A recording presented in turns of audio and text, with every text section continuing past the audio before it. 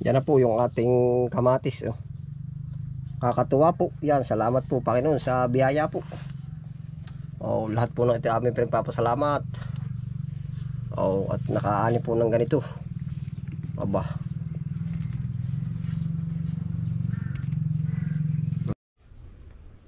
Ayun po, sa lahat po na nagtanim, ito yung pinaka-aabangan natin. Oh, yung tayo mag-harvest time po.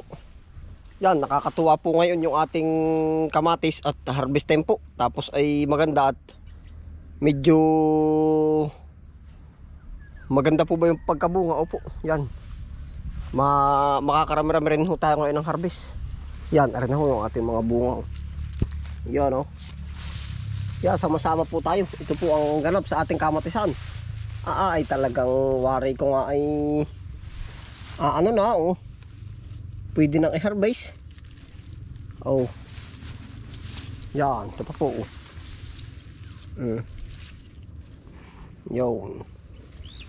Atin pong sasagad din na ngayon ang harvest po. Oh. Yun pa, oh.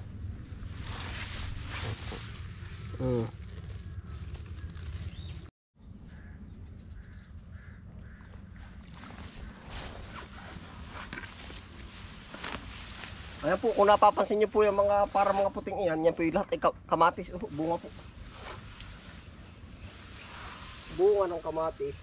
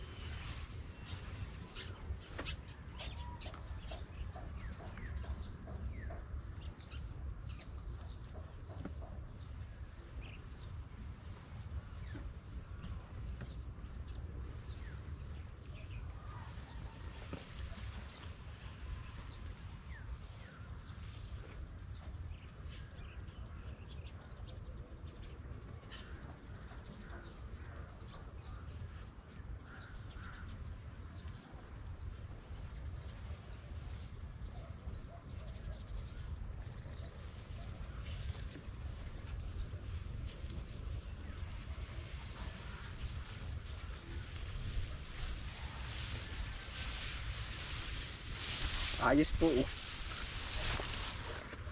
Yan, ano daw yung ating mga harvest.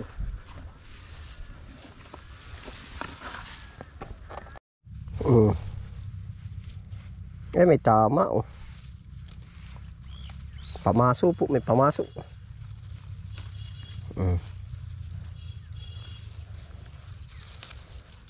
Yan, pwede na ho yung ganito. Oh.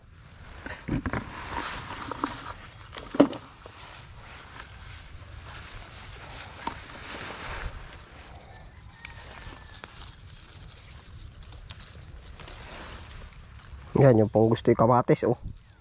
Naay na. Oh. Kaya po medyo nga tumataas ng presyo. Medyo mahirap po naman mag-alaga. Oh. Bukod sa mahirap mag-alaga, ay mahal din ang yung ano, mga pang gamit natin sa bukid. Oh, yan po ang nakikita kong pagtaas ng presyo po ba.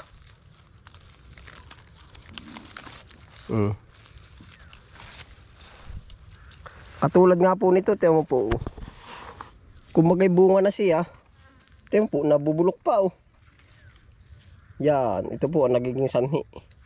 Kaya kahit sabihin nating malawak, ay basta ganoon po naman, halos lahat po ng halaman nagmamahal siya, ay basta po pagmahal pala ang halaman, ay paghirap mag-alaga. Like ngayon po, katulad ngayon, kaya mahirap kaya mahal ay mainit. Kumaga mahirap magpalago ng halaman. Yan. Ito na po yung ating kamatis. Oh.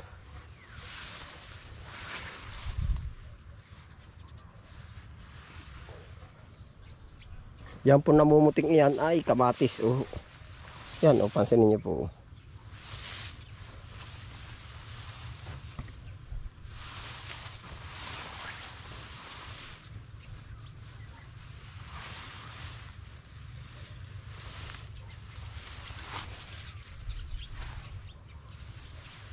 Nakatulong din po naman yung damo, kahit pa paano, na hindi natuyot.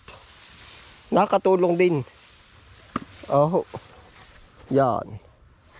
Sana ho ay lilinisan din na. Ay kaso nga una ay marami rin tayong gawa. Tapos ay ikalawa.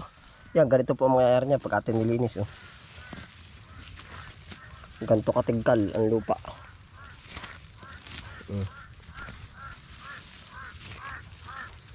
Ayan po, ito na po yung mga harvest natin. Yan.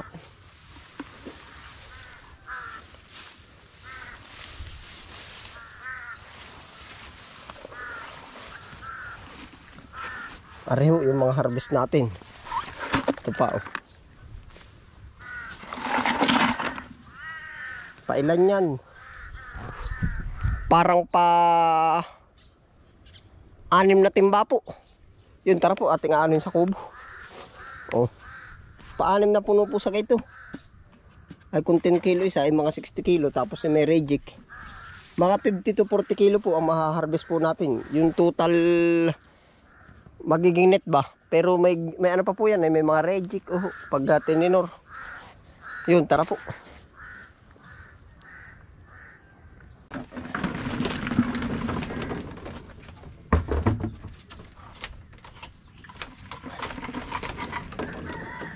Ilan din po yan.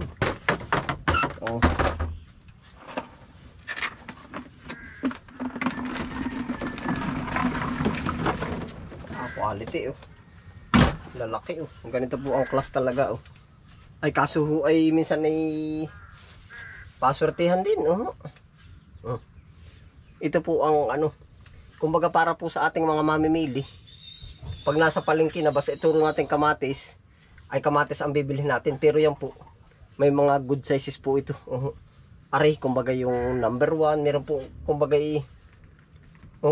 meron yung maliliit yan po ay siguro yung mga magtatanim at magtitinor memorize yung pag hiwa-hiwalay niyan pero pag tayo bumili sa palengke makita natin kamatis na siya talaga po naman kamatis di kumbaga ginugood size pa rin po ito yan yung ganito iba po ang presyo ng bili ng garni kan lalaki sumigunda ay aring garni kan lalaki ito yung po magkakaiba yan yung po mga magtitinor bibili sila niyan. Ay pa po. Ate pong titinor rin, ate binubuhos. Yan. Ayos din. Yan na po yung ating pinagpagudan.